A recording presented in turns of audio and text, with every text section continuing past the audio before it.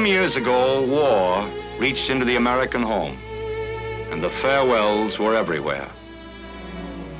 Everywhere, the men were borrowed or taken for keeps.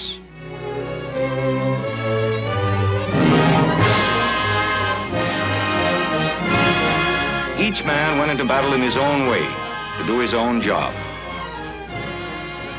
More than half of them saw combat service.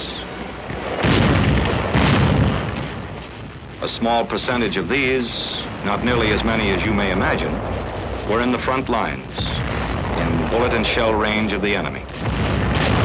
For him, the beach parties were not as pleasant as they had been a few summers before. For him, the rivers ran high, and the boating was not so good. For the rest, there were 1,000-odd military jobs, each dependent on the other, each vital to the winning of the war.